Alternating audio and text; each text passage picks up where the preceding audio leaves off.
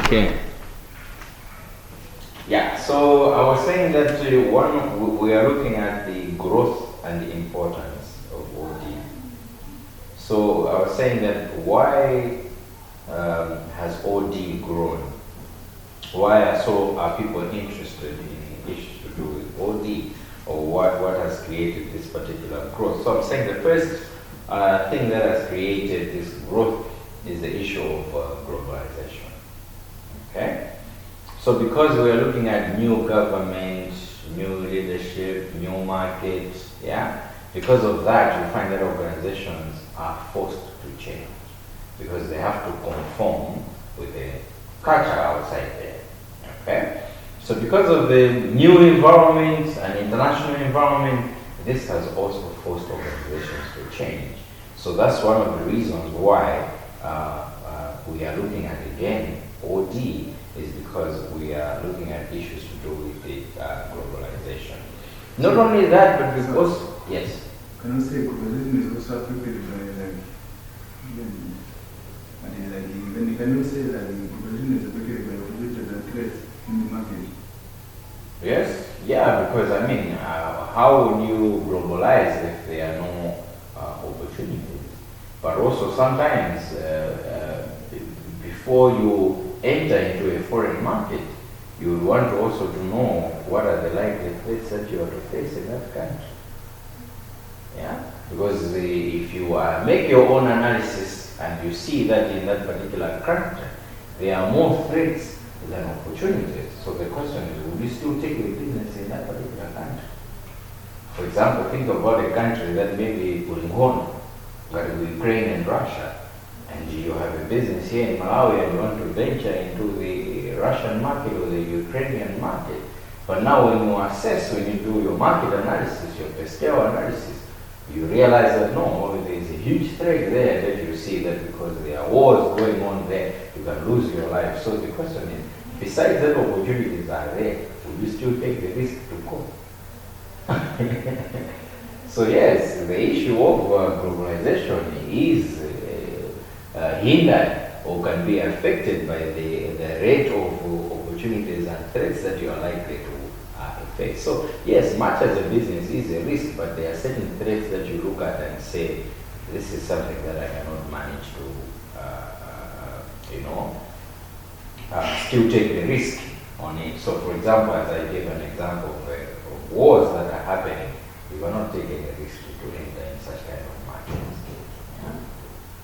Yeah, so what we are looking at is that also, because businesses also depend upon each other, competition, supplies, distribution. So because of globalization, you have to suit yeah, so you can't say, Malawi,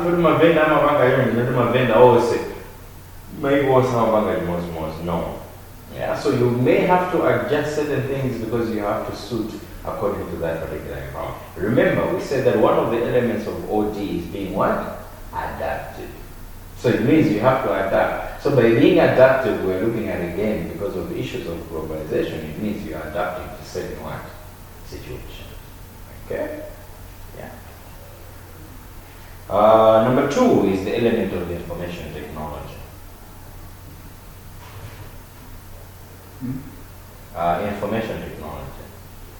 What has also brought in the growth of OD is the issue of information technology.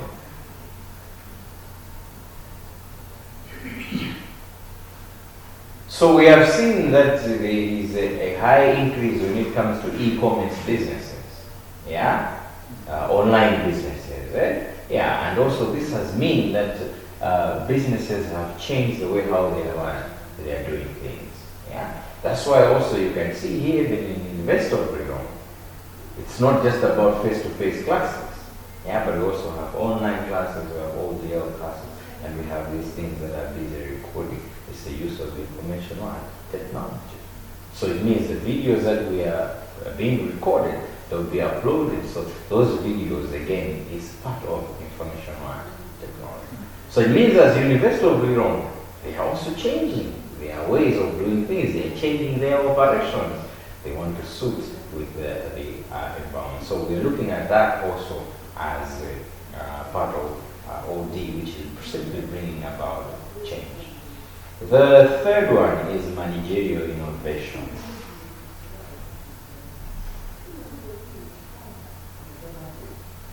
Managerial innovation. So what does it mean, innovation? It means the art of creating something new. So we're looking at creativity and innovation. Being able to come up with something new and to implement it. So once you put it into action, it becomes an innovation.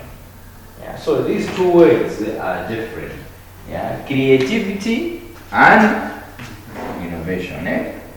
When it comes to creativity, everyone is creative. Yeah. My ideas to my car now. That's about creativity. Yeah. But how many of you will put those ideas into action? Yeah. So by simply putting something into action, what it means is that it now becomes a what? An innovation. Okay? So ideas by themselves are not innovations. Those are simply creativity. Yeah, you are being creative. So you simply have ideas, but it does not mean that you have put them into action.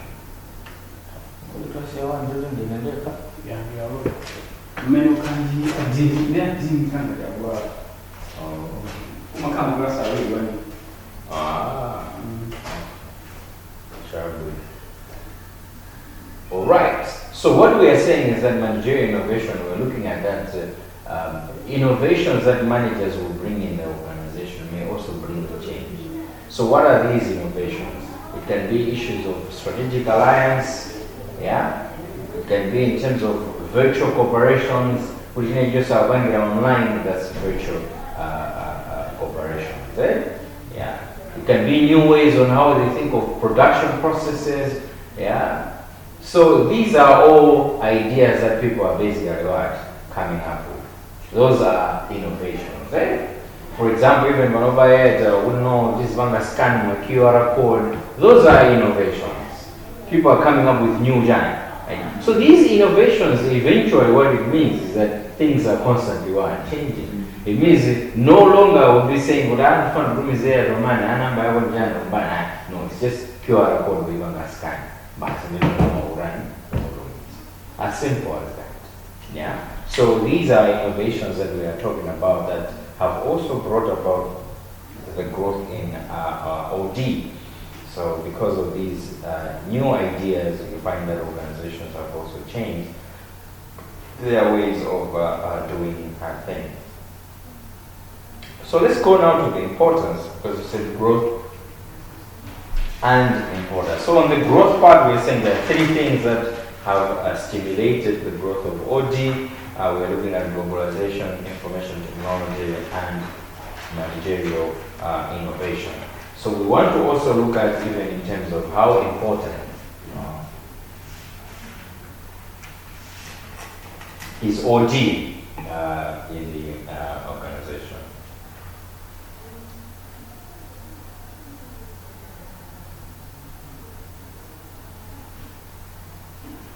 So the first importance is that OD plays a key role in helping organizations change themselves.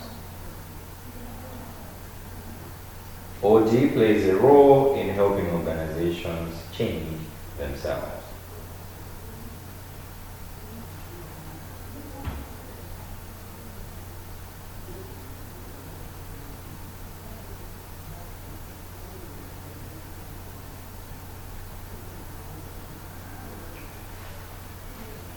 Yeah. Another importance is that change management practices helps organizations to be competitive.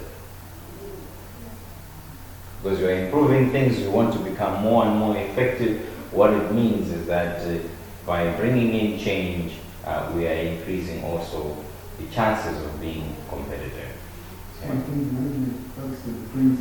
Helps, yes, to attain competitive advantage.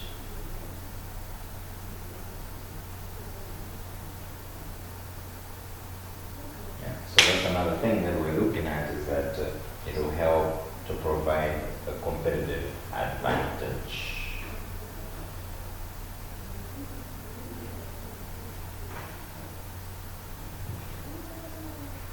Another importance is that also organizations become more flexible, adaptable, and effective. So we are trying to increase to be more flexible, adaptable, to adapt to different conditions, adapt to the changes of the environment, but also at the same time we are looking at being effective.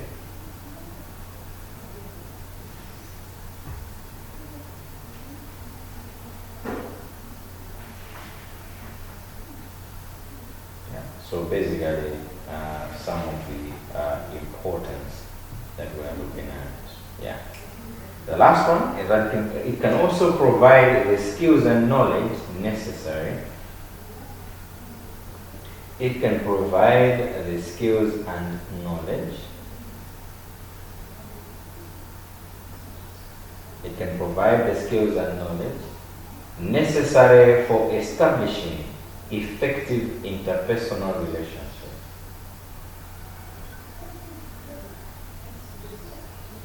It can provide the skills and knowledge necessary for establishing effective interpersonal relationships.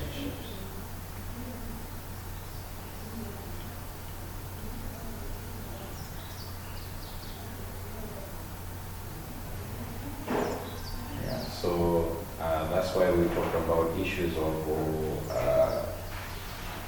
conflicts and all that. So if we're managing conflict in the organization, this can help to build effective interpersonal relationships within the organization. As per the syllabus, we are also to look at the history OD geography. Yeah, history of OD. Yeah.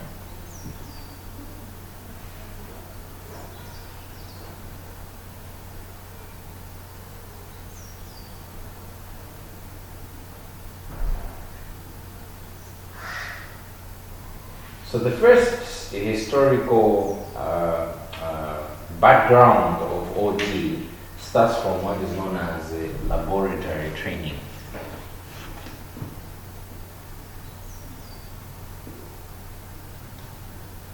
Laboratory training.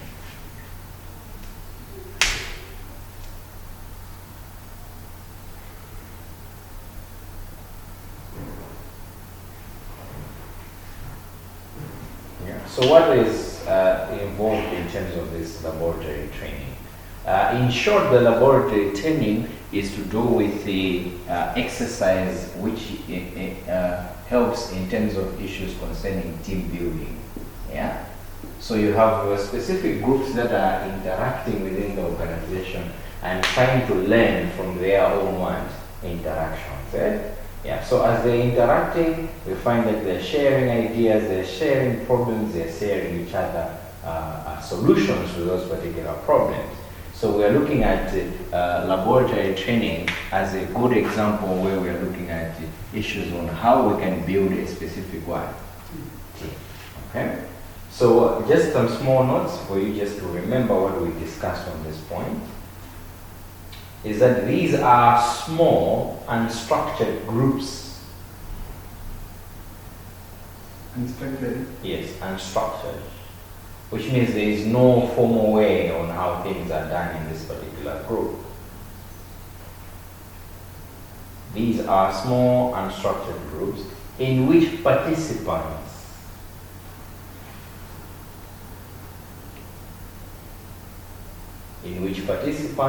learn from their own interactions.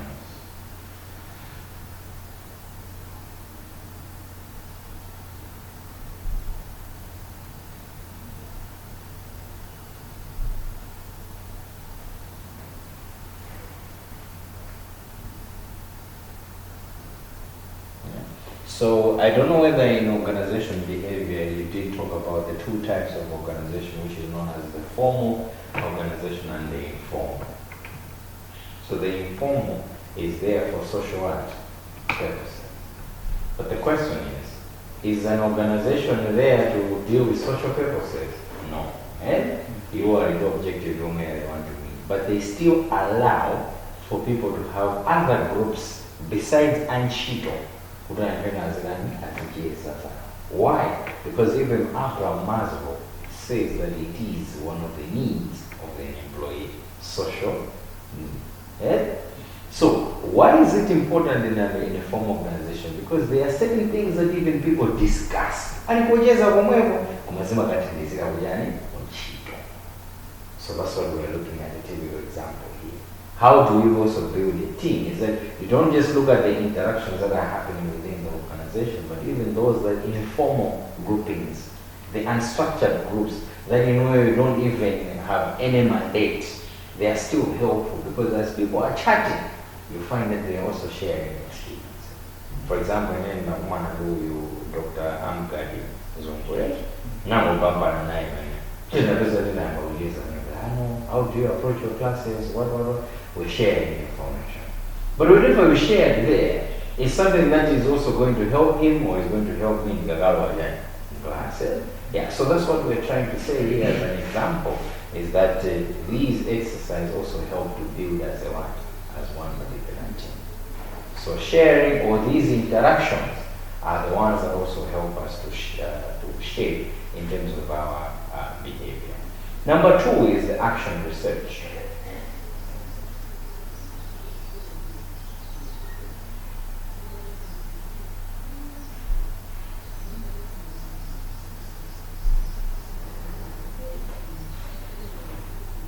So it means that whatever we want to implement, we have to also find out whether it's something that is going to work. Okay? Yes, so that's why we're talking about issues of action research. Yeah? So under that is that research needs to be closely linked. Research needs to be closely linked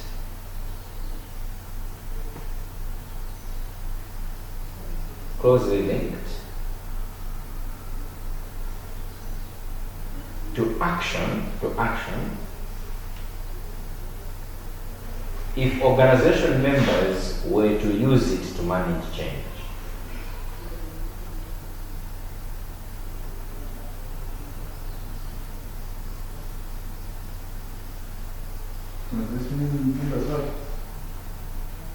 Members were to use it to manage change.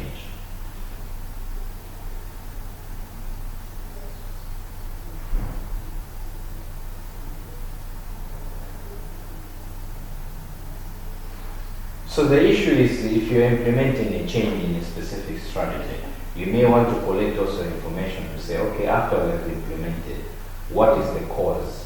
Yeah? What is the effect? Yeah? What are the problems that we are facing? What were the changes in terms of the results? Strategy, has it brought in the results that we were looking for? So all this is what we are looking at in terms of as what? Research. Eh?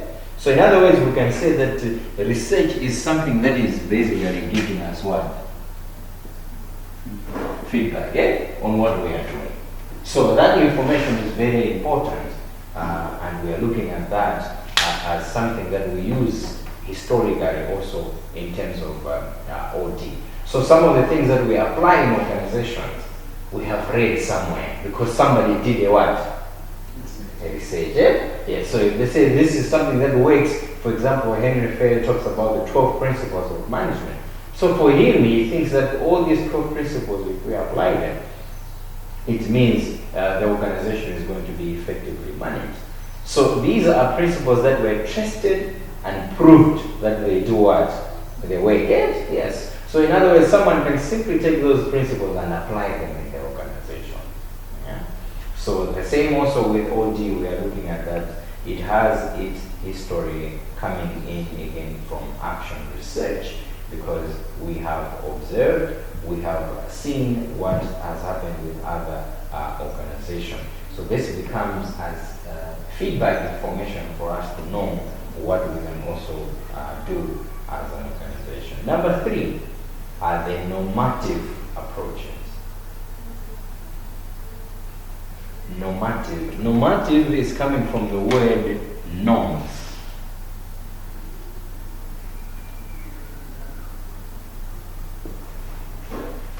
Yeah. So what justifies what is right and wrong are basically depending on the norms that you have. Yeah, so in every society or in every culture, they do have the kubias and so those become as one. So even in organizations, we are looking at that there can be specific norms that we are supposed to follow in terms of management. Yeah. So some of the norms can either be that as a manager you are authoritative. Yeah, authoritative will be centralized leadership. That's being authoritative. Yeah, so that is a norm that we see in organizations, that people believe in such kind of a system which is known as centralization. Yeah. Or if not, some believe also in the management practice of consultative. So consultative is where basically you ask for people's opinion. You simply, what we're talking about is consultation. So consultation also, it can be as a principle, it can be as a norm where people use that in organizations. So we believe that we have to first of all consult. Okay? And there are some organizations that believe that no, why should we consult them? Let's use authoritative. We are the leaders. We just tell them what is supposed to be done. Yeah, such kind of organizations, we can look at them as organizations that are authoritative. Yeah, they're using too much in terms of their authority. Yeah.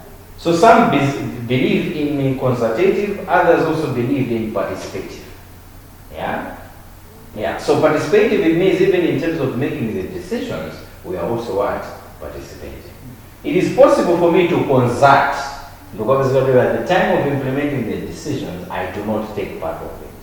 So you can see the difference there. It means that you can be consulted and not participate. But sometimes you can be consulted and at the same time also participate. Yeah. So what type of management system do you think is ideal for an organization?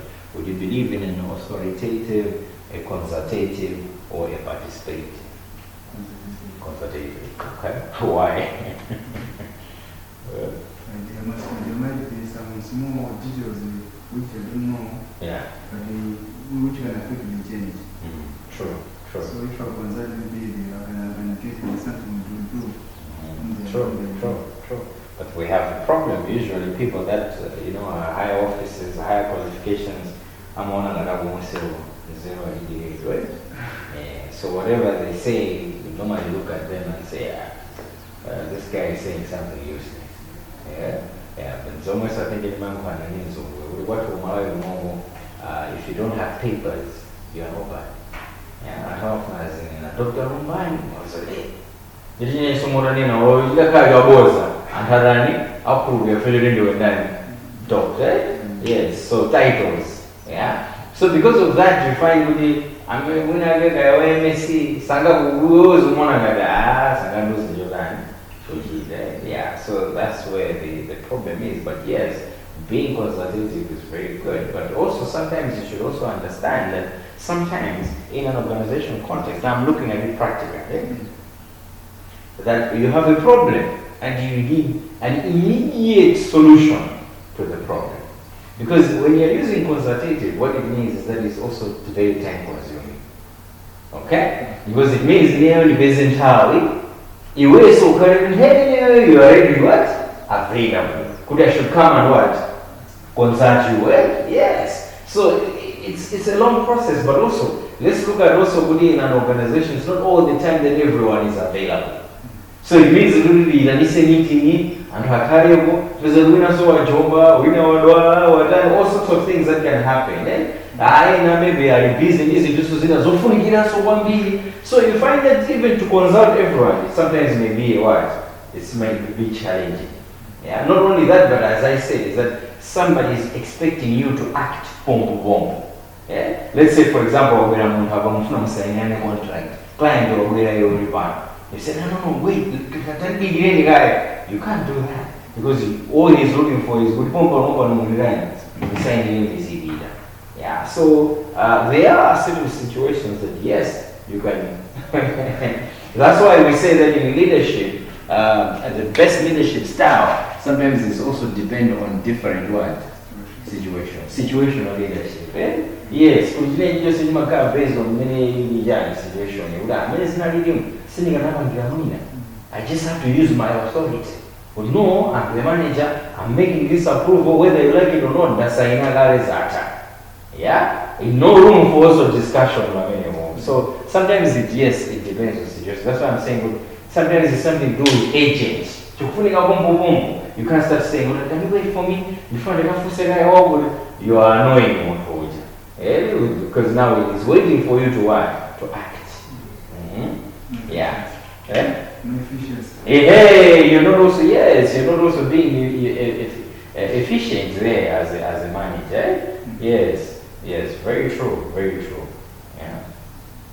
Tell us about customer many as a manager and funika bombo. Why you saying? I don't know what. Yeah, you can start saying, I know the way I find out to say register. We don't mean to soon have it. There's a sort of leave that the single leader. You fully from my uncle Pompa, right? Yeah, that's why we're saying that eventually you can be seen as someone who is not efficient and who is not effective. So that's why we say sometimes we may be looking at that consultative is very ideal, but there are certain scenarios where consultative may be also a problem. Komaso, umuntu banga kwanzana manage to gani? Akuzimvese saso. Because that was a journey that is to sabu. Hey, he doesn't know anything about what you're talking about. So you can't just consult for the sake of consulting. Urano man fun fuse now to school. For example, what is what happens? What is it that you're talking about? Somebody may not really understand. Yeah, so sometimes that's why you find that people that are up the ladder, they look at the ones at the bottom say, they don't know anything. Yeah, because of looking at the structure, sometimes it can also be in terms of the qualifications, so they are undermining. But I do agree with your point. I'm not saying that it's not right. What you're saying is that Saudi and Samakabudi, they have important views. They do have important views. But that's the perception that Mabwana Amakana, come on, and Musi was what was I was an organization behind the bar.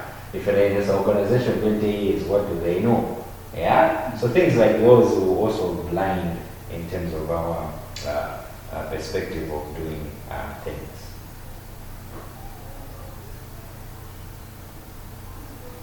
Okay, then the other historical thing is to look at strategic change.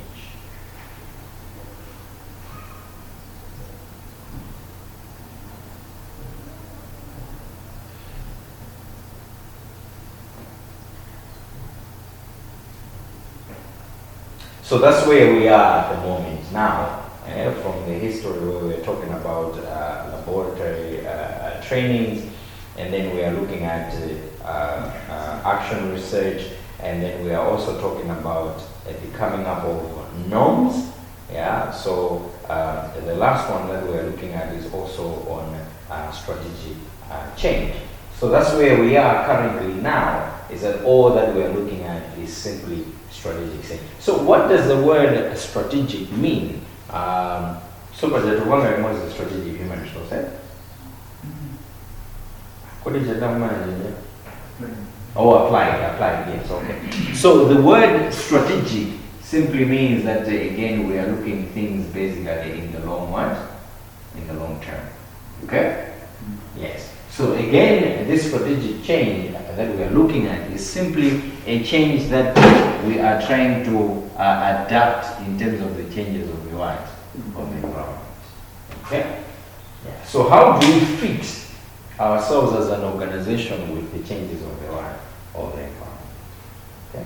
So why am I saying long-term plan? Because when we're looking at an organization, we talk about strategic plan, you find that these are things that are talking about the world, the foreseeable future. Okay? Yeah. So the same also with an organization. We're saying the changes that we look at should not just be anyhow, but should be strategic. So what does it mean to be strategic? It means that you have to look at how are we going to fit in terms of, again, the environmental change. How are we going to relate ourselves with the changes of the world? Okay. Yeah. So basically, that's that. Any questions so far? No. Right. Okay. Ciao. Tengo che tirare un Jenny. Chinese register, yeah.